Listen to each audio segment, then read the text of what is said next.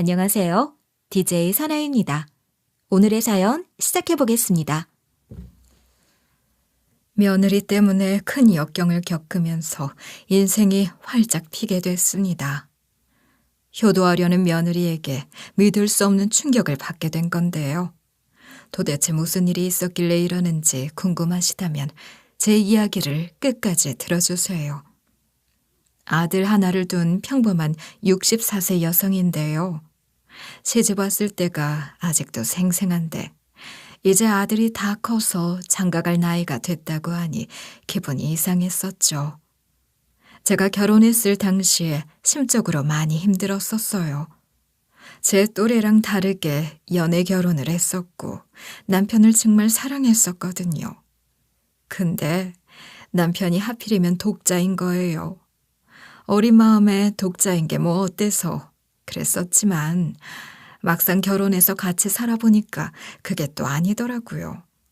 결혼은 집안과 집안끼리 하는 거잖아요. 시부모님께서 어찌나 아들 타령을 하면서 아들 낳으라고 하는지 스트레스 받아서 죽을 뻔했어요. 첫째는 딸을 낳았어서 어머님이랑 아버님이 더 난리셨죠. 다행히 연년생으로 둘째는 아들을 낳아서 마음이 놓였어요. 그 뒤로 시부모님이 아들 이야기도 안 하시고 손주들을 잘 봐주셨는데요. 시부모님이 아들이랑 딸 둘 다 생각해 주셔도 옛날 뿐이라 아들이 우선이었거든요. 그래서 전 일부러라도 딸 챙기고 그랬었는데 야속하게도 우리 딸이 100일도 안 돼서 폐혈증으로 세상을 뜨고 말았어요. 그 당시에 우울증이 생겼는지 기운도 없고 의욕이 없긴 했지만 정신 똑바로 차리고 꾸역꾸역 이겨내려고 했죠. 우리 남편이 좀 사는 집 자식이라서 제가 딸을 잃은 뒤로 힘들어하니 저보고 이러더라고요. 우리 딸이 먼저 떠난 뒤로 당신이 너무 힘들어하는 것 같더라고. 그래서 내가 유명한 병원을 알아봤거든. 내가 돈 다 대줄 테니 그 병원 좀 가봐. 남편이 이러길래 충분히 혼자서 버틸 수 있을 것 같고 사는 게 바빠서 안 갔어요. 어찌저찌 딸아이를 가슴에 묻고 살다 보니 아들이 장가갈 나이가 됐는데요. 3대 독자인 우리 아들한테 누가 시집 올까 걱정이 많았지만 그래도 며느리를 데리고 왔더라고요. 아들이 처음에 며느리를 데리고 왔을 때 남편이 얼마나 큰 소리를 쳤는지 몰라요. 제가 방금도 말했지만 남편이 좀 사는 집 자식으로 60이 넘은 지금까지도 재산 관리를 잘해서 모아놓은 돈이 많았거든요. 나이 들면 돈이 힘이라고 그 돈 믿고 큰 소리 치는 양반이 바로 우리 남편이에요. 그래도 사람이 나쁘지만은 않아서 자기 가족한테는 확실히 잘하는 사람인데요. 암튼 남편은 우리 아들이 며느리를 데려와 결혼 허락을 할 때도 어찌나 자기 자랑을 하던지요. 며느리가 마음에 들어서 그런지 남편이 계속 이러는 거예요. 내가 사업을 크게 했었고 재테크 같은 걸 잘 해놔서 지금까지 경제적으로 여유로운 편이야. 우리 집으로 시집 오면 네가 원하는 건 다 해줄 테니까 돈 걱정하지 말아라. 저도 남편이 이러는 게 좀 이해가 되긴 했어요. 며느리도 예의 바르고 언변이 좋아서 사람을 기분 좋게 해주긴 했거든요. 며느리가 저희가 하는 얘기를 쭉 듣고 수줍게 이런 말을 꺼냈었는데요. 기영이 오빠가 부모님을 닮았는지 너무 성격이 좋고 사람 됨됨이가 훌륭하더라고요. 그런데 어머님이랑 아버님까지 이렇게 챙겨주시려고 하다니 이런 집안에 시집가게 되면 너무 좋을 것 같아요. 저도 이런 며느리가 마음에 들었는데 다행히 사돈 쪽도 결혼 허락을 해서 이렇게 우리 아들이 장가를 가게 된 거예요. 이때까지만 해도 며느리가 말 실수를 하거나 사고를 친 적이 없어서 며느리랑 정말 잘 지내보려고 했어요. 우리 시모가 그랬던 것처럼 아들 이야기를 꺼내면서 압박을 안 주려고 했죠. 며느리랑 친딸, 친정 엄마 사이처럼 지낼 수 있지는 않을까 기대를 하고 있었어요. 울 남편도 비슷한 기대를 하고 있었나 봐요. 며느리가 결혼 후에도 자주 안부 전화해서 제게 이런 식으로 살갑게 대했었거든요. 어머니, 어디 아프신 데 없고 잘 지내고 계세요? 요즘 날씨가 갑자기 추워져서 걱정이 되더라고요. 감기 조심하시고 식사 잘 챙겨 드세요. 며느리가 저나 남편한테 한 번도 까먹지 않고 이러니까 얼마나 예뻐요. 게다가 며느리가 아들이랑 같이 시간을 내서 우리 집까지 자주 왔었는데요. 올 때마다 음식을 해서 반찬통에 담아와서는 저한테 건네면서 이러는 거예요. 어머님, 아버님, 제가 반찬을 이렇게 해봤는데 한번 드셔보세요. 두 분 입맛에 맞을지 모르겠네요. 맛있으면 제가 다음에도 해드릴게요. 며느리가 이런 식으로 싹싹하게 잘해주니까 남편이 특히 마음에 들어했어요. 그래서 남편이 며느리를 볼 때마다 늘 이런 말을 건네더라고요. 세상에, 이런 며느리가 어딨냐. 우리 아들이 결혼을 너무 잘한 것 같아. 우리 며느리가 아들만 낳아주면 딱일 것 같은데. 아들만 낳아주면 내 재산 전부 다 네 거니까 슬슬 자녀 계획 세워봐라. 남편이 이럴 정도로 며느리가 남편 마음에 쏙 들 만한 짓을 많이 했는데요. 앞서 말했던 것뿐만 아니라 남편이 좋아하는 한우, 장어를 사와서 구워주거나 약밥 같은 거 직접 만들어서 가져오곤 했어요. 근데 그게 다 남편이 좋아하는 음식들이었죠. 제가 좋아하는 걸 챙겨주는 건 없었어요. 그래서 제가 며느리한테 이런 식으로 서운한 티를 냈거든요. 이번에도 그이가 좋아하는 음식만 사왔네. 내가 좋아하는 건 언제 사오는 거냐. 안부 전화도 나한테 잘 안 하고 남편한테만 주로 하더만 설마 차별하는 게야? 제가 이러니까 며느리가 식구들 눈치를 슬쩍 보면서 난감해하더라고요. 그리고 며느리가 웃으면서 이렇게 맞받아치긴 했는데요.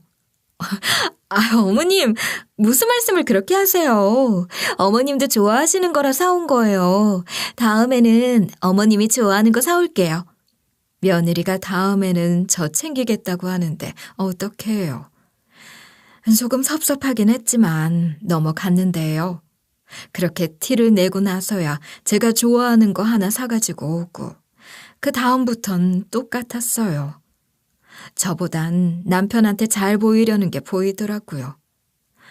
이런 것 가지고 치사하게 꽁에 있지 않으려고 했는데 며느리하고 확 틀어지는 계기가 생겼어요.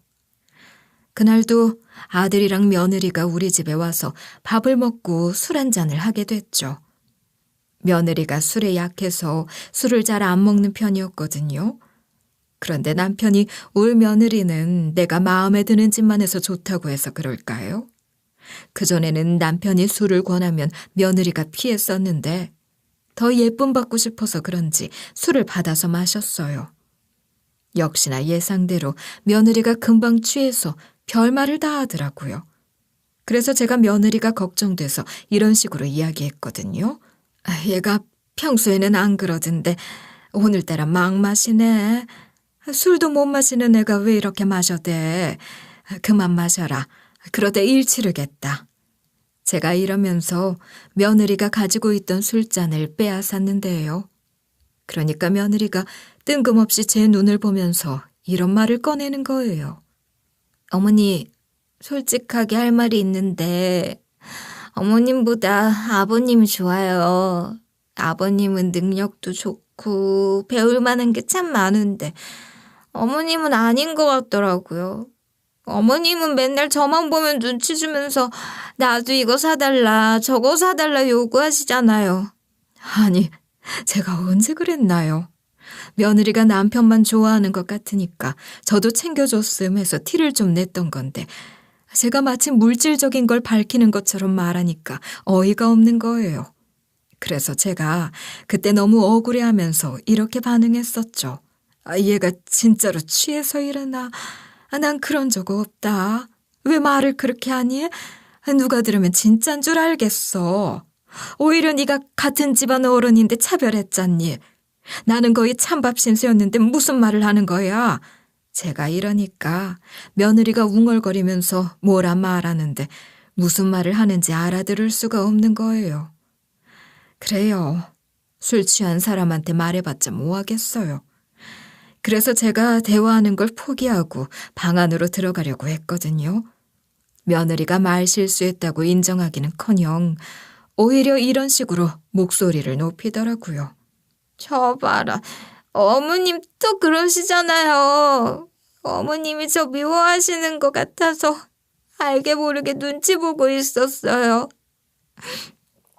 전 역시 아버님밖에 없는 것 같아요.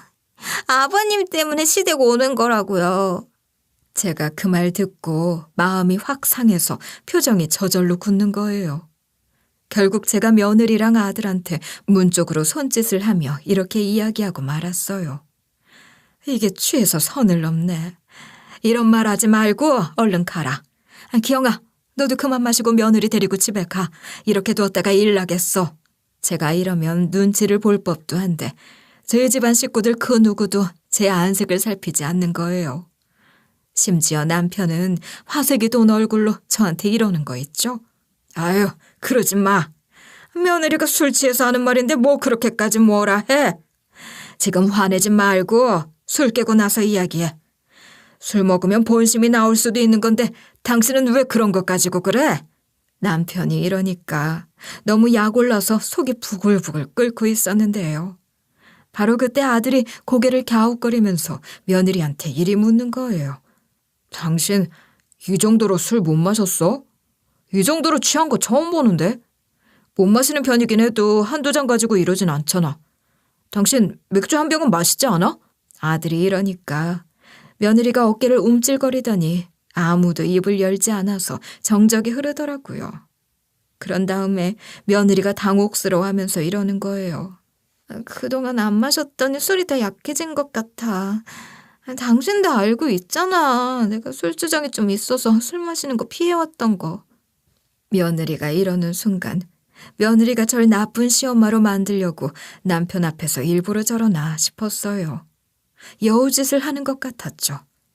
그 여우짓 하는 게 제 눈에 뻔히 보이는데 남편은 그게 여우짓인 것도 모르는 거예요. 무언가 낌새를 느낀 아들 녀석이 며느리한테 일단 집으로 가자고 하더라고요. 그래서 아들이랑 며느리를 보내고 남편한테 며느리가 일부러 저러는 것 같다고 이야기했는데요. 그런데 남편이 너무나도 태평하게 별것 가지고 태클을 건다는 식으로 이리 말하는 거예요. 며느리가 나한테 얼마나 잘 보이고 싶었으면 술에 취한 척 그렇게 귀여운 연기를 하겠어. 그러니까 당신도 며느리한테 너무 뭐라 하지 마. 점수 따려고 그러는 거겠지. 남편 놈이 이러는데 이거 뭐 여우한테 홀렸나 싶더라고요. 하지만 심증뿐이니까 굳이 드러내지는 않고 며느리가 어떻게 하나 지켜봤어요. 그 뒤로 남편이 며느리 이야기를 더 하고 정말 친딸처럼 예뻐했죠. 제가 무슨 음식만 하면 남편 놈이 맛보고 이렇게 며느리 이야기를 꺼내는 거예요. 아이, 이거 맛있다. 간이 잘 됐네. 며느리 갖다 줘. 며느리가 미역국 좋아하잖아. 저번에 당신이 해준 소고기 미역국 잘 먹던데.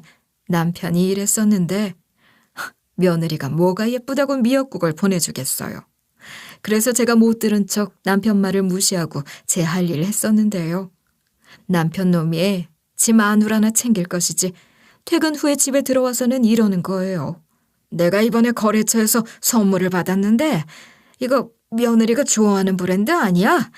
우리 어차피 안 쓸 것 같은데 며느리 줄까? 우리 며느리가 좋아할 것 같은데. 남편이 백화점에 입점한 브랜드에서 판매 중인 샤워용품 세트를 보여주더라고요. 그래서 제가 우리가 쓸 건데 왜 며느리한테 줘야 하냐고 말하고 선물 포장을 뜯어버렸어요. 남편 놈이 그러니까 아쉬운 듯 입맛을 쩝 다시는 거예요. 심지어 며느리가 오기만 하면 두 손 가득 뭘 들고 오니까 남편 놈이 이러는 거 있죠. 우리 며느리는 올 때마다 뭘 사가지고 오니까 너무 미안하네. 오히려 내가 며느리한테 뭘 좀 사줘야 하는데 왜 자꾸 사오는 거니? 이거 딱 봐도 비싼 것 같은데 다음엔 사오지 말아라.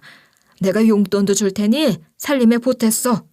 남편이 이러면서 며느리한테 돈을 막 쥐어줬어요. 그러니까 며느리가 소스라치게 놀라면서 이러더라고요. 아유, 아버님, 빈손으로 오기 좀 그래서 사오는 건데 왜 그러세요? 저번에도 용돈 주셨잖아요. 아버님이 매번 주시면 불편해요. 며느리가 기어코 남편한테 다시 돈을 쥐어주었는데 남편이 안 받으니까 TV 선반 위에 슬쩍 두고 간 거예요. 그런데 남편 놈이 계좌이체를 해서라도 돈을 주는 거 보고 눈꼴 사납다는 생각이 들었죠. 며느리가 뭔가 머리 써가면서 이러는 게 다 보이는데 제가 그런 며느리가 예뻐 보였겠어요. 제가 서운한 티도 안 내니까 며느리가 이제는 대놓고 남편한테만 알랑방귀를 끼더라고요. 저랑 친한 친구들 얘기만 들어봐도 며느리가 시모한테 잘 보이려고 하고 서로 잘 지내려고 한다는데 우리 며느리는 제 남편하고만 너무 친하게 지내려고 했어요. 저도 물론 며느리랑 잘 지내보려고 먼저 다가간 적도 있는데요. 한 번은 며느리가 좋아하는 김치를 직접 한 다음에 며느리한테 전화를 했어요. 신호음이 좀 울리다가 며느리가 받았길래 제가 이렇게 이야기했었죠. 김치 했는데 며느리 너 지금 바쁘니? 저번에도 전화할 때 너 바쁘다고 하더만 내가 가지고 갈게. 집에 두고만 갈 거니까 크게 신경 쓰지 말어. 제가 이러니까 며느리가 왠지 모르게 불편해하는 거예요. 그때 통화 소리를 좀 크게 하고 있어서 남편이 옆에서 희미하게 듣고 있었거든요. 그래서 남편이 갑자기 나서서 이리 물어봤죠. 왜? 며느리가 바쁘대? 바쁘면 다음에 가겠다고 해. 괜히 애 부담 주지 말고. 당신이 너무 갑자기 가겠다고 전화한 거잖아. 남편이 이러길래 저도 그냥 다음에 가겠다고 하려고 했는데요. 그런데 며느리가 확 변한 목소리로 이러는 거예요. 옆에 아버님도 계셨어요? 아버님도 오시는 거면 지금 오셔도 돼요. 안 그래도 아버님 오시면 아버님 좋아하는 간장게장 해드리려고 했거든요. 분명 전까지만 해도 그게 지금은 좀 이러고 망설였으면서 남편 목소리가 들리니까 이러는 게 열받는 거예요. 이러니 며느리가 예뻐 보였겠어요. 그래서 결국 그 당시에 제가 안 가겠다고 말해버리고 전화를 끊어버렸는데요. 며느리가 끝까지 이런 식으로 나오니까 저도 시자 노릇 안 하려고 했는데 하게 되더라고요. 뭘로 시자 노릇 했냐면 아들 며느리가 결혼한 지 7년 차인데 애기 소식이 없어서 이걸로 닥달을 좀 했어요. 남편도 제 말에 동감했거든요. 남편이 며느리가 노산이라 나중에 고생할 것 같아서 걱정이다.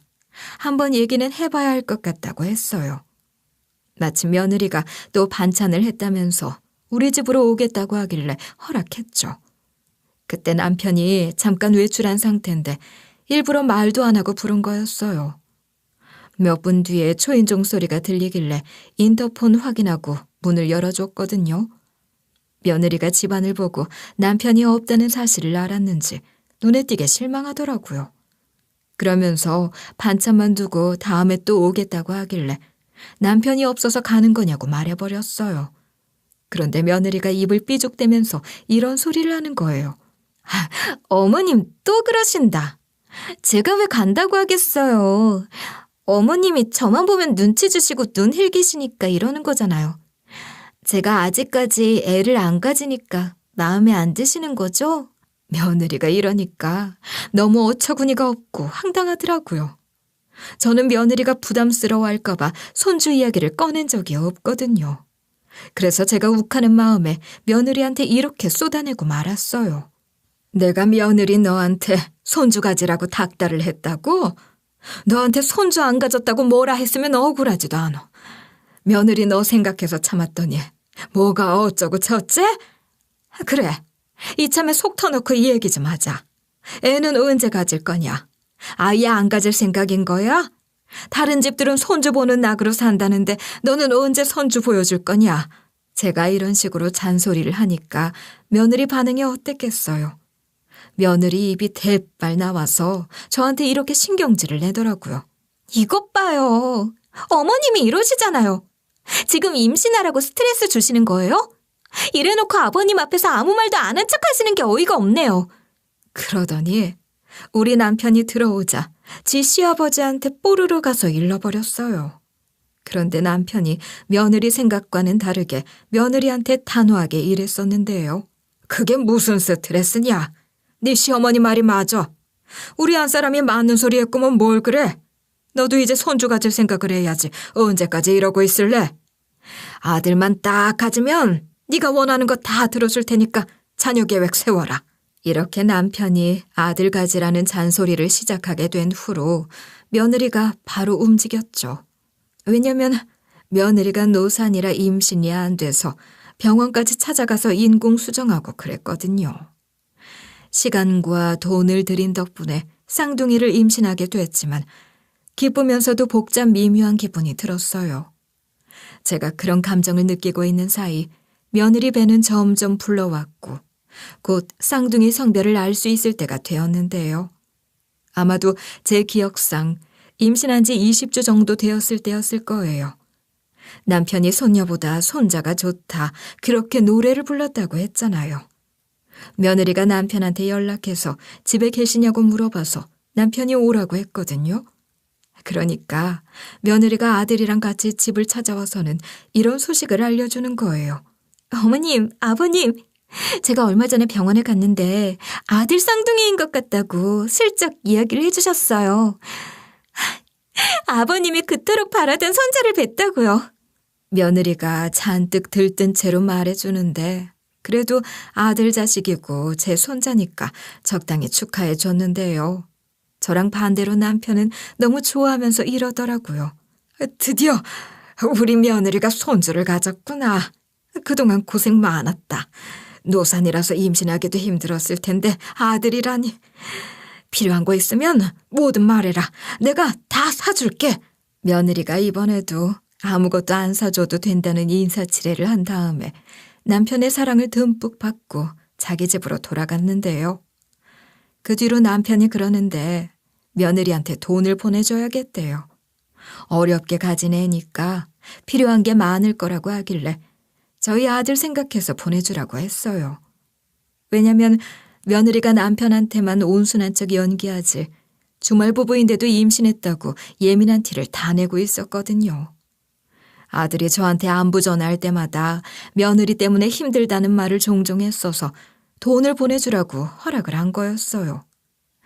이렇게 남편이 저랑 상의하고 며느리한테 돈을 송금해준 다음에 전화를 걸더라고요. 며느리한테 걸었는지 남편이 이런 식으로 말하는 게 다 들렸어요. 며느라, 오늘 입덧은 어떠냐? 배도 불러오기 전에 태교 여행도 가고 좋은 음식도 사 먹으라고 돈 좀 보냈다. 힘들게 집안일 하지 말아라. 사람 쓰라고 돈 넉넉하게 보냈으니까 괜히 고생하지 마. 남편이 이러길래 딱 봐도 며느리 입이 귀에 걸렸을 것 같은 거예요. 그렇다고 해서 남편에게 서운해할 수도 없었어요. 남편이 며느리가 임신을 해서 잘해주는 것도 있었지만 아들을 대신해서 더 신경을 써준 거였거든요. 왜냐면 아들이 며느리 임신 초기일 때 사업 때문에 서울에서 살다가 대구로 내려간 상황이었어요. 대구가 전 세계에서 안경 제조업체가 집약돼 있는 지역 중 하나인데 스마트 글래스라고 AI 관련 사업이 그쪽에서부터 시작됐다고 하더라고요. 이런 이유로 아들이 서울이 아니라 대구에서 스타트업을 해야 해서 주말 부부 생활을 하고 있었어요. 그래서 아들이 저는 물론 남편한테까지 따로 연락해서 이런 부탁을 했었는데요. 엄마, 우리 결국 주말 부부 생활하기로 했어. 와이프가 사업 상황 이해해줘서 괜찮을 것 같아.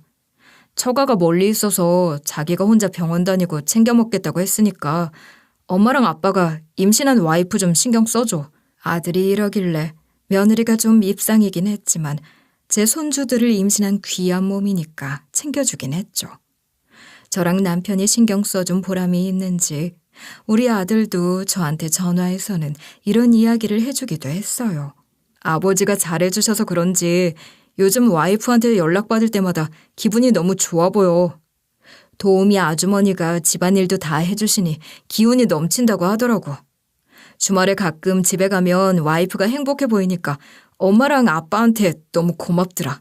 아들이 이러면서 앞으로 부모님께 잘하겠다는 말을 해주니까 큰 위안이 됐었는데요. 그러다가 며느리 출산 날이 3개월 정도 남았을 때였어요. 제가 며느리 집 근처에서 친구들이랑 밥을 먹다가 너무 맛있어서 손주들 생각이나 포장을 했어요. 며느리 집이 정말 코앞이라 바로 가져다 주려고 전화를 했는데 얘가 안 받더라고요. 저번에 며느리가 현관문 비밀번호를 알려준 적이 있어서 우선 문자는 남기고 며느리 집 쪽으로 갔어요. 아파트 입구를 통과해서 흡연부스 쪽을 지나가는데 며느리 목소리가 들리는 거예요. 흡연부스 문이 열려 있었고 거기 안에서 며느리 목소리가 들리길래 설마 했어요. 며느리가 담배를 안 피우는 걸로 알고 있었거든요. 그래서 슬쩍 옆으로 가서 대화하는 걸 들어보는데 입을 떡 벌리고 말았어요. 며느리가 준이 네가 김준이 어쩌고 하는 걸 들어보니 딱 봐도 자기 여동생이랑 전화를 하는 것 같은 거예요. 그런데 며느리가 아무렇지 않게 이런 말을 하더라고요. 그니까 나 언제까지 기다려야 되는 건데. 나도 알지. 남자 쌍둥이 구하는 거 힘든 거. 근데 그때까진 구해야 된다고. 내가 어떻게든 상황 만들어서 혼자 출산했다고 할 거니까 니는 딱 대기시켜 놓으면 돼. 그래. 남편도 대구 가 있어서 어차피 갑자기 애 낳았다고 하면 믿을걸? 이럴 줄 알았으면 초기에 흘려보낼 걸 그랬어. 시부재산만 아니었으면 이런 짓거리도 안 할 텐데. 지겹다 지겨워. 며느리가 하는 말을 듣고 손발이 다 떨리는 거예요. 애를 혼자 낳고 남자 쌍둥이를 구하고 이게 다 대체 무슨 말인가 싶었죠. 설마 임신한 척을 하는 건가 싶었지만 그건 아니었어요. 며느리가 저랑 같이 초음파 검사를 하러 갔었거든요. 이 모든 사실들이 충격적이어서 멘붕이었지만 일단은 모르는 척 슬쩍 자리를 빠져나와 며느리 집 앞에 있었어요. 잠시 후에 며느리가 올라와서 저를 발견하곤 깜짝 놀라면서 이러더라고요. 어머님, 전화하셨구나. 쓰레기 버리면서 전화 통화하느라 연락을 못 받았어요. 올라오면서 남기신 문자도 봤는데요. 요 근처에서 식사하셨어요? 며느리가 이러면서 친구분들이랑 좋은 시간 보냈냐고 물어보는 거예요. 그래서 제가 뻔뻔하게 연기를 하는 며느리 얼굴을 빤히 쳐다보다가 이랬죠. 요 근처에서 밥 좀 먹다가 며느리 네 생각이 나더라. 며느리 네가 입맛이 바뀌어서 임신 후에 가리는 음식이 많아졌던데 닭발은 좀 잘 먹는 것 같길래 사왔어. 그리고 나서 며느리 먹는 모습 보고 싶다는 핑계를 대고 집 안으로 들어갔는데요. 며느리가 순순히 들어오라고 하길래 제가 음식을 데워주고 며느리가 먹는 모습을 지켜봤죠. 그러다가 증거를 잡아야겠다는 생각에 핸드폰을 무음으로 해놓고 녹음 기능을 켜놨어요. 며느리가 제 덫에 걸리길 바라는 마음으로 있었는데 며느리가 마침 화장실에 가더라고요. 그래서 며느리가 제 핸드폰을 발견할 수 없는 곳에 숨겨두었어요. 잠시 후에 며느리가 화장실에서 나왔길래 조금 더 대화를 나누다가 제가 손목시계를 확인하면서 이랬는데요. 시간이 벌써 이렇게 됐네. 이만 가봐야 할 것 같다. 안 그래도 내가 며느리 넣어주려고 해놓은 반찬이 있거든. 내일 또 이 근처에 약속이 있어서 오는 길에 들려서 반찬 두고 갈 테니까 그렇게 알고 있어라. 며느리한테 이런 식으로 말하니까 며느리가 자리에서 얼른 일어나 마중 나오는 거예요. 아무래도 흡연부스 안에서 들켜서는 안 되는 비밀을 이야기하다가 바로 시어머니와 마주하게 됐으니 찔려서 저러는 거겠죠. 그런 며느리를 정말 가증스럽게 생각하며 집으로 돌아왔는데요. 그리고 전 시간이 빠르게 흘러가기만을 기다리고 있었어요.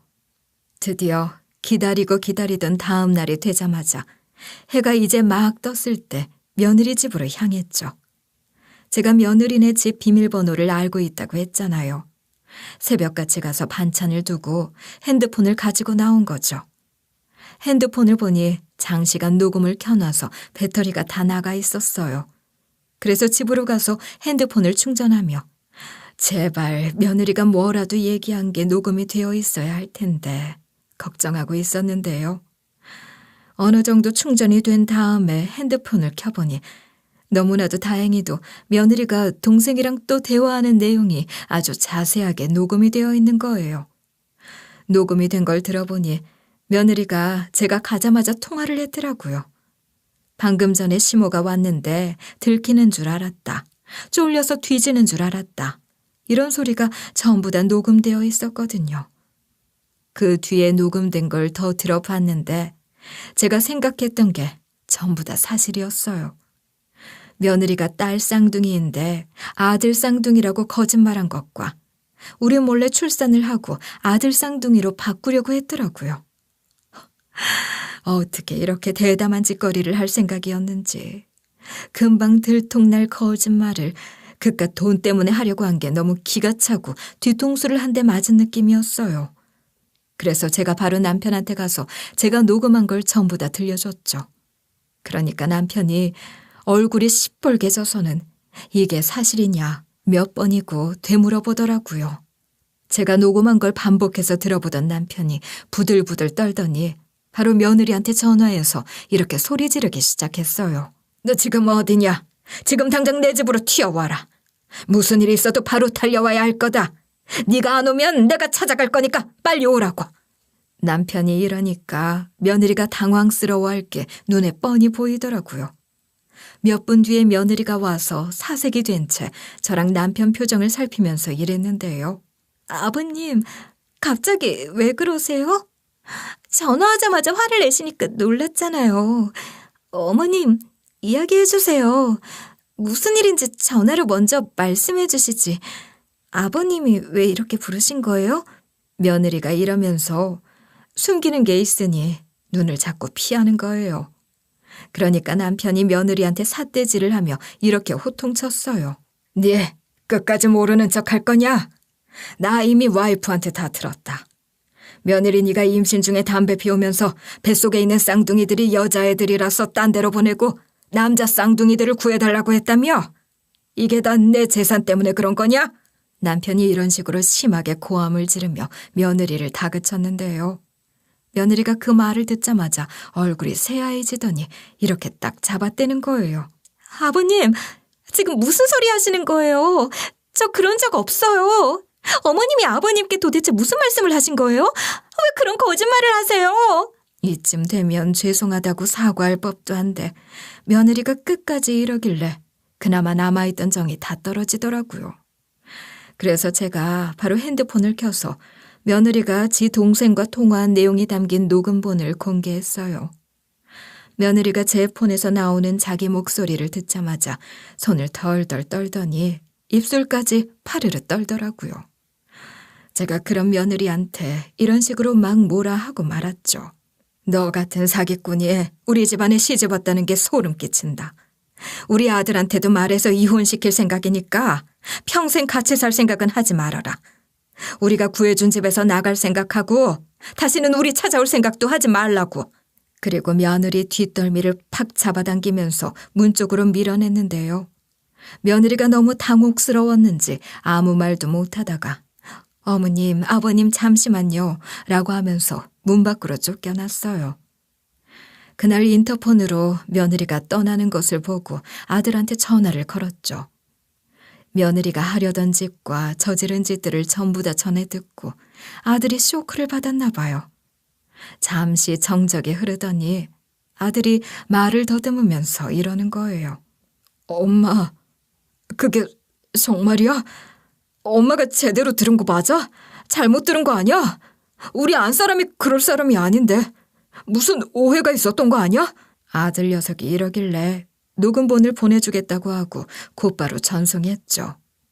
아들이 녹음본까지 듣고 나서야 현실을 받아들였나 봐요. 한참 동안 말도 안 된다는 소리만 반복하더니 자포자기 하듯이 저한테 이러더라고요. 엄마, 나 이 사람이랑 같이 못 살겠어. 와이프한테 쌍둥이 태어나면 시간을 갖자고 하려고. 아무리 생각해도 그 사람이 우리 딸들 키울 자격 없는 것 같아. 내가 어떻게 해서든 키워야지. 아들이 이러면서 눈물을 참으려는 듯 숨을 참고 있는 거예요. 그래서 제가 그런 아들을 이런 식으로 위로했어요. 그래, 잘 생각했다. 그런 것하고 얼른 이혼해서 멀어져. 엄마랑 아빠가 도와줄 테니까 울지 말고 정리해라. 나중에 다시 되돌아보면 정말 잘한 결정이라는 생각이 들 거다. 제가 이렇게 아들을 도닥여주고 있었거든요. 한편으로 큰 걱정이 되었던 건 며느리 고년이 혹시라도 우리 쌍둥이 손녀들을 위험에 빠뜨리게 할 것 같은 거예요. 그래서 제가 안전하게 잘 이별할 수 있을 것 같냐고 물어보니까 아들 녀석이 이러더라고요. 그건 걱정하지 마. 무사히 출산하게 한 뒤에 이혼하자고 할 거야. 안사람이 좋은 사람이라고 생각해서 같이 살았던 거잖아. 이제 그 사람 본성을 알았으니 무슨 일이 있어도 정리해야지. 아들도 다 생각이 있는 것 같아서 마음이 조금 놓였죠. 이제 아들이 며느리랑 사이를 정리할 일만 기다리고 있었어요. 며느리가 빨리 손녀들을 출산했으면 했고 왜 이렇게 시간이 안 가는지 몰랐는데요. 그런데 며느리가 막달일 쯤 매일같이 우리 집을 찾아오더라고요. 그때마다 제가 문도 안 열어주고 연락처도 차단해놨었어요. 그러다가 제가 장을 보러 가려고 문을 여니까 며느리가 무릎을 꿇고 있는 거예요. 제가 순간 깜짝 놀라서 심장을 부여잡고 서 있다가 며느리한테 이렇게 따져 물었는데요. 인기척도 안 내고 여기서 뭐하고 있어? 이제 곧 남이 될 건데 무릎은 왜 꿇고 있는 거야?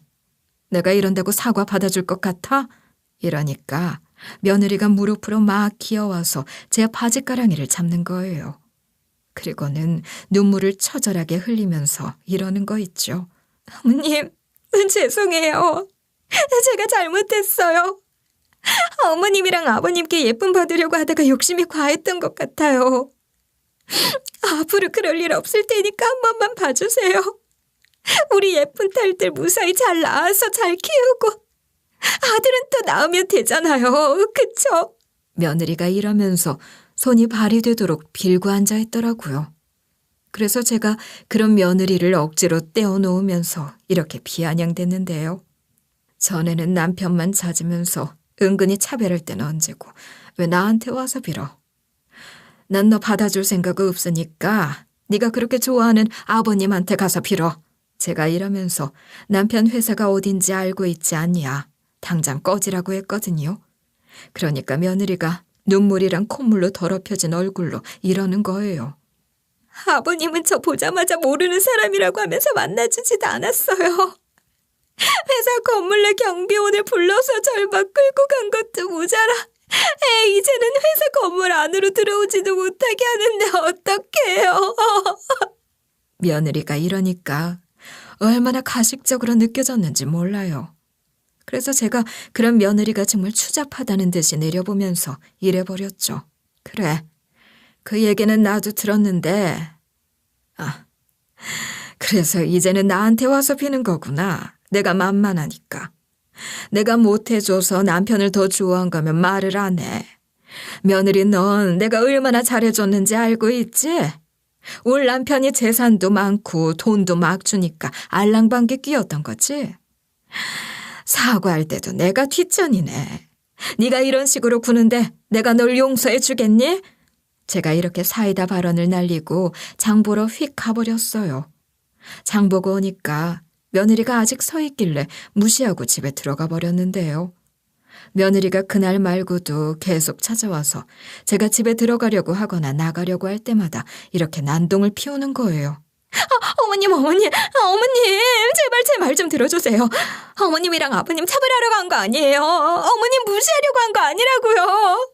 저는 며느리가 이러든 말든 투명인간 취급하며 대문을 드나들었어요. 그러다가 어느 날은 남편이랑 제가 단둘이 있는데 비가 억수같이 많이 내리는 거예요. 우리 집이 아파트가 아니고 단독주택이라 대문 앞에서 기다리고 있으면 비를 맞을 수밖에 없거든요. 며느리가 오늘도 왔으면 100% 비 맞겠다 싶었는데 아니나 다를까 초인종 소리가 울렸어요. 인터폰을 확인하면서 제가 왜 왔냐고 하자마자 며느리가 다급하게 이러는 거예요. 어머님, 아버님, 지금 비 와서 너무 추워서 그런데 문 좀 열어주시면 안 될까요? 두 분이랑 대화하고 사과드리고 싶은데 문 좀 열어주세요. 그때 며느리 목소리가 덜덜 떨리는 게 너무 심상치 않아 보였어요. 그런데 갑자기 우당탕 하고 뭔가 무너지는 소리와 함께 쓰러지는 소리가 들더라고요. 인터폰으로 보고 있었는데 쓰러진 것 같길래 서둘러 나가봤더니 며느리가 기절해 있었어요. 제가 얼른 119를 불러서 구급차가 도착했죠. 남편도 뒤따라와서 며느리가 쓰러진 걸 보긴 했지만 무심하게 이래버렸어요. 그러니까 포기하고 우리 아들이랑 헤어질 것이지. 도대체 이게 무슨 민폐인지 모르겠다. 어차피 우리 아들이랑 이혼해서 남이 되랜데 뭐하러 나까지 가겠나. 당신만 갔다 와. 그래서 저 혼자 며느리랑 같이 구급차에 타서 병원으로 향했는데요. 의사가 며느리 상태를 보고 심각한 얼굴로 다가와서 이러더라고요. 산모분이 스트레스를 많이 받아서 그런지 아이를 생각보다 빨리 출산하게 될 것 같습니다. 긴급 수술을 해야 되는데 수술 동의서 좀 작성해 주실 수 있을까요? 지금 당장 수술을 해야 한다고 하는데 어쩌겠어요. 일단 우리 손주는 살려야 하잖아요. 그래서 동의서에 사인을 해주니까 며느리가 출산을 하러 들어가더라고요. 그 후로 저도 수술실 앞에서 초조하게 기다리고 있었는데요. 그리고 시간이 지나 의사가 나와 절 부르는 거예요. 제가 왜 그러냐고 물어보니까 의사가 벙찐 얼굴로 이러더라고요. 방금 손주분들을 받았는데 이런 광경은 처음 봅니다. 보호자분께서 와서 확인해 보셔야 할 것 같습니다. 잠시만 이쪽으로 와보시겠어요? 저는 며느리가 나쁜 생각, 나쁜 마음만 먹은 게 아니라 담배까지 피웠으니 애들이 잘못된 줄 알았거든요. 의사가 이러길래 분만실에 들어갔는데 세상에 쌍둥이 손주들이 손을 꼭 잡고 있는 거예요. 그걸 보는데 심장을 주먹으로 한 대 맞은 느낌이었어요. 이 어린 것들이 지 엄마가 자기네들을 품은 채로 버린다, 흘려보낼 걸 그랬다, 애를 바꾼다 이런 말을 한 걸 다 듣고 있었는지 서로 의지하면서 손을 꼭 잡고 있었던 것 같더라고요. 그 모습을 본 순간 눈물이 왈칵 쏟아져서 오열을 하고 말았어요. 의사와 간호사들도 너무 신기하다며 털썩 무릎을 꿇은 채로 쌍둥이를 쳐다봤었죠. 그런데 이보다 더 쇼킹한 건 뭔 줄 아세요? 딸인 줄 알았던 손주들 밑에 뭔가 달려있는 거예요. 그걸 본 순간 믿기지가 않아서 몇 번이나 들여다봤다가 의사한테 이리 물어봤어요. 저희 손주들이 지금 남자 쌍둥이로 태어난 거예요? 며느리가 다닌 병원에서는 분명 딸이라고 전달 들었는데 왜 아들이 태어난 거죠? 제가 이러면서 이런 일이 가능한 거였냐는 질문 세례를 했는데요. 그러니까 의사가 고개를 끄덕이면서 이런 반응을 보이는 거예요. 초음파 볼 때 소중이가 숨겨져 있어서 잘 안 보이는 경우도 있어요. 아무래도 산모분이 갔다는 그 병원에서 제대로 확인을 못 하신 것 같네요. 손녀딸인 줄 알았던 손주들이 손자들이라니. 의사랑 간호사들도 너무 신기하다며 수군거리고 있더라고요. 며느리가 애 흘려보낼 생각을 하고 우리 속일 생각만 안 했으면 손자들 잘 키우면서 행복하게 잘 지냈을 텐데. 그런데 며느리가 이렇게 가정의 행복을 깨버렸으니까 저뿐만 아니라 손주들한테도 혼난 거 아니겠어요? 애들이 지 엄마 속내를 알고 소중이를 일부러 숨긴 건 아닐까 하는 상상까지 드는 거예요. 며느리가 이렇게 벌받았으니 어쩌겠어요. 땅을 치며 후회하게 해줘야죠. 그래서 제가 아들이랑 남편에게 며느리가 딸 쌍둥이가 아닌 아들 쌍둥이를 낳았다고 말해줬는데요. 아들이랑 남편 반응은 예상대로 호의적이지는 않았어요. 그래서 아들이랑 남편이 이런 반응을 보였다고 말하려고 며느리가 깨어날 때까지 기다렸죠. 그러다가 시간이 지나 마취에서 깨어난 며느리가 어느 정도 의식에 돌아온 거예요. 병원에서 며느리가 쌍둥이 보호자니까 당연히 이와 같은 사실을 이야기해 주더라고요. 그래서 며느리도 딸 쌍둥이가 아니라 아들 쌍둥이인 걸 알게 됐어요. 자기가 아들 쌍둥이를 낳았다는 사실에 며느리 표정이 밝아졌길래 제가 이렇게 말해버렸는데요. 아들이랑 남편한테 네가 남자 쌍둥이를 낳은 이야기를 했다. 아들은 너 보기 싫다고 했고 손자들만 데리고 오라고 하더라. 넌 네 새끼들 볼 자격 없으니까 우리가 데려갈 거야. 제가 일하면서 우리 손주들 데려가려고 어떤 법적인 조치를 취해도 우리가 승소할 거라고 했거든요. 그러니까 며느리가 제 손을 붙잡고 울면서 이러는 거예요. 저 딸들이 아니라 아들들 낳았으니까 제 사과 받아주셔야 하는 거 아니에요? 제가 거짓말한 거 사과 드릴 테니까 제발 저 좀 받아주세요. 저 이혼하기 싫어요. 저희 애들 그 이랑 같이 잘 키우고 싶다고요. 며느리가 끝까지 이런 식으로 불쌍한 척을 하고 앉아있더라고요. 그래서 제가 그런 며느리를 비웃어주면서 이랬죠. 우리 손자들 잘 키우고 싶고 우리 아들이랑 다시 잘 지내고 싶은 거 아닌 거 뻔히 다 보이는데. 뉘우치고 있는 게 아니라 우리 남편 돈이 너무 아까워서 이러는 거 싹 다 보인다고. 네 지금 연기하는 거 아니까 쓸데없는 짓 하지 말아라. 제가 이러니까 며느리가 억척스럽게도 울부짖더라고요. 전 그러거나 말거나 손자들 곁을 계속 지켰어요. 제왕절개를 한 경우에는 3일에서 7일 정도 입원을 해야 하거든요. 며느리는 5일 만에 퇴원을 하게 됐는데 저랑 남편이 5일 동안 밤새 신생아실을 지키고 있어야 했어요. 며느리 년이나 사돈들이 손자들 뺏어갈까 봐 그랬죠. 그렇게 5일이 지나 퇴원을 하게 됐는데요. 며느리가 퇴원하게 될 쯤에야 아들이 와서는 며느리를 제지하면서 이랬어요. 애들은 내가 데려갈 테니까 당신은 따라오지 마. 괜히 전화하거나 문자하지 말고 내가 연락 줄 때까지 기다리고 있어. 당신이 한 짓이 있으니까 조용히 집에 가는 게 좋을 거야. 아들이 이러니까 당연히 사돈이 며느리한테 이만 집에 가자고 하더라고요. 그런데 며느리가 그런 사돈들 손을 뿌리치고 끝까지 쫓아와서 우리 집까지 따라오는 거예요. 그래서 남편이 집까지 쫓아온 며느리한테 골프채를 휘두르면서 이렇게 몰아붙이기 시작했어요. 네가 감히 여기가 어디라고 따라오는 거냐?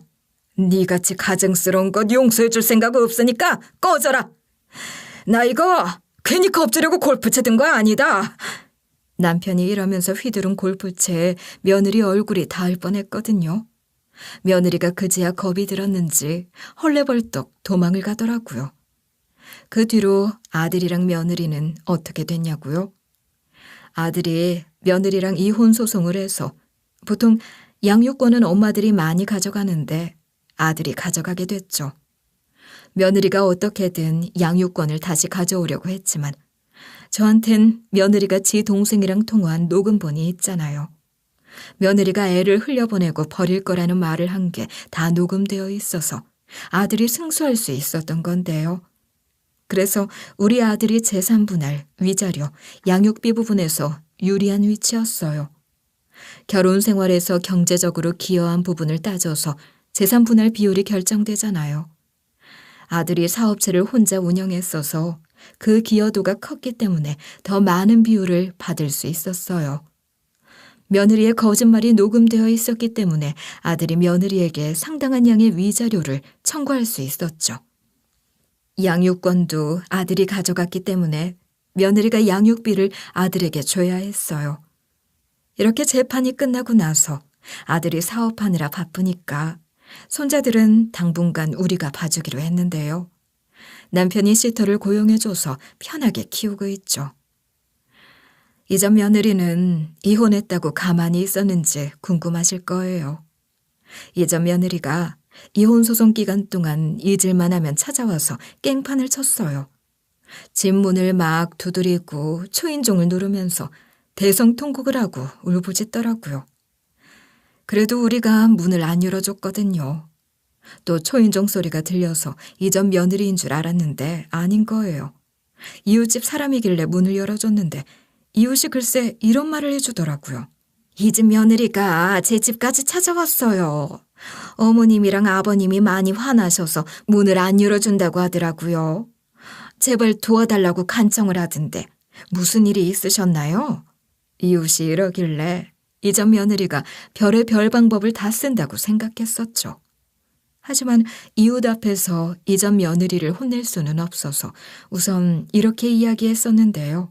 아니요, 아무 일도 없었어요. 제 집안일이라 신경 쓰지 않으셔도 돼요. 괜히 민폐 끼쳐드려서 죄송해요. 저희가 알아서 해결할 거니까 얼른 들어가 보세요. 이웃이 찝찝해 보이는 얼굴로 집으로 돌아갔길래 이전 며느리 이것을 어떻게 하면 좋을까 고민하고 있었거든요. 이전 며느리가 그새 제 다리에 매달려서 눈물 콧물을 질질 흘리더니 이러는 거예요. 어머님, 이혼 소송 중단하면 안 될까요? 친딸처럼 잘해주셔놓고 실수 한 번에 이러는 게 어디 있어요? 인간이라면 실수 한 번쯤은 하는 거잖아요. 안 그래요? 이전 며느리가 이러면서 손가락 하나를 펴든 채로 한 번만 봐달라. 단 한 번의 기회만 주시면 된다는 소리를 짓거리고 있더라고요. 그래서 제가 핸드폰을 들어 올리면서 이렇게 대응해버렸어요. 아무리 그래도 옆집까지 찾아가서 이러면 안 되지. 이런 식으로 민폐 끼치면 경찰 부를 수밖에 없어. 우리 아들이랑 이혼 소송 중이라 이제 남남이 될 주제 여기가 어디라고 와.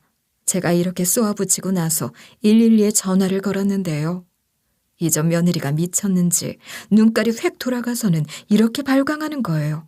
어머님, 제발 신고하지 말아주세요. 결혼해서 팔자 핀 줄 알았는데 이게 뭐예요? 제가 속물이라서 이러지는 거죠. 어차피 인간은 전부 다 속물 아닌가요? 어머님도 그렇게 생각하시잖아요. 돈만 밝혀서 죄송하다고 빌고 있으니까 제발 봐주세요. 네? 이전 며느리가 이러니까 헛웃음이 절로 나오더라고요. 그래서 제가 이전 며느리를 정말 한심하게 쳐다보면서 이랬어요. 내가 니랑 똑같은 인간인 줄 아니? 네 정도로 속물처럼 살아본 적 없어서 모르겠는데? 네가 우리 가족들을 속이고 한 행동들 전부 다 이해 안 되니까 이상한 말로 설득하려고 하지 말아라. 제가 이러고 나서 경찰이 올 때까지 대문을 닫아놓고 있었는데요. 경찰이 오니까 그제야 대문을 열고 이전 며느리가 한 짓을 전부 다 이야기했죠. 경찰이 이전 며느리랑 몇 분 동안 이야기를 나눠보고 말이 통하지 않는다고 생각했는지 이러더라고요. 이렇게 소리 지르시면 고성방가로 잡혀가실 수밖에 없습니다. 이 집뿐만 아니라 다른 집에서도 신고할 수 있다고요. 일단 여기 계시지 말고 서로 가서 대화하시게요. 아무래도 말이 안 통하니까 이전 며느리랑 우리를 떼어놓으려고 하는 것 같았어요. 이야기를 들어준다고 하니 이전 며느리가 발걸음을 떼니까 경찰 한 분이 재빠르게 다가와 이런 말을 건네시는 거예요. 계속 찾아오신 거라 또 문제될 수 있으니까 접근 금지 신청하세요. 절차 밟아드릴까요? 원래 접근 금지 신청은 법원을 통해야 하고 경찰이 직접 해드릴 순 없지만 피해자분이 경찰에 신고하면 저희가 사건을 조사하고 필요한 경우 법원에 접근 금지 신청을 도와드릴 수 있습니다. 그래서 제가 그렇게 해달라고 하고 이전 며느리한테 접근 금지 신청을 때려버렸어요. 그 와중에 우리 아들이 이혼 소송에서 승소하게 되니 이전 며느리가 아예 포기를 했는지 소리 소문 없이 사라지더라고요. 당연히 우린 지금까지 이전 며느리한테서 양육비를 꼬박꼬박 받고 있어요. 아들은 그래도 육아는 자기가 해야 할 것 같다면서 서울 쪽으로 올라와 사업을 확장시켰는데요. 그 뒤에는 아들이 우리랑 같이 손자들을 키우고 있죠. 시한폭탄 같은 전 며느리가 평생 우리 귀한 쌍둥이 손자들 앞에 안 나타나길 바랄 뿐이에요. 근데 전 며느리 같은 경우는 염치 없는 인간이라 또 누군가를 꼬셔서 살지 않을까 싶은데요. 부디 전 며느리가 싼 똥물이 우리한테 튀지 않길 바라고 있어요. 걱정과는 다르게 이후로 별일 없이 쌍둥이 손자들이 무럭무럭 잘 자라고 있어서 이런 식으로 사연글을 써보게 된 거예요. 인간관계에서 가장 중요한 건 인간다움이라고 하잖아요. 그러니까 여러분 인생에서 인간다움을 해치는 사람들이 있다면 반드시 저처럼 깔끔하게 해결하시길 바랄게요.